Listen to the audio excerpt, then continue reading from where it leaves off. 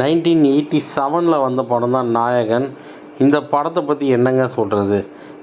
நம்ம உலக நாயகன் கமலஹாசனின் ஆக்டிங்கை பற்றி சொல்லவா, இல்லை இசைஞானி இளையராஜாவின் மியூசிக்கை பற்றி சொல்லவா, இல்லை டேரக்டர்களின் கடவுள் மணிரத்னம் பற்றி சொல்லவா, எதை பற்றி சொல்ல? இந்த படத்தில் எல்லாருமே அந்த 3 பேருமே அவங்களுடைய பெஸ்ட்டை கொடுத்துருப்பாங்க.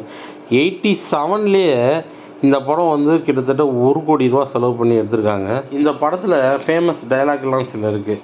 அதில் ஒன்று நீங்கள் நல்லவரா கெட்டவரா அப்படின்னு கேட்கும்போது கமல் சொல்லுவார், தெரியலையே தெரியலையே அப்படின்வார். அது ஒன்று.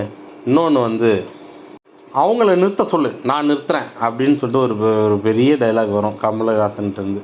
அதுவும் சரி, ஒரு பஞ்சு பெரிய ஜனகராஜ் அவர் பொண்ணு கமல் பேசுகிற அந்த டைலாகு, அவங்கள நிறுத்த சொல்லு நான் நிறுத்துறேன் அப்படின்றது, அதுவும் ஒரு ஃபேமஸான டைலாகு. அப்புறம் இந்த படத்தின் பாடல்கள் எல்லாமே ஹிட்டு. ஓடுற நரையில் ஒரு நரிக்கல்ல நரை தான் டட்டன் டட்டன், அந்த பாட்டும் சரி. முக்கியமாக தென்பாண்டி சீமையில் இது இளையராஜா வாய்ஸ், அவர் வாய்ஸ்லேயும் பாடியிருப்பாங்க, நம்ம உலகநாயகன் கமலஹாசன் வாய்ஸ்லேயும் பாடியிருப்பாங்க.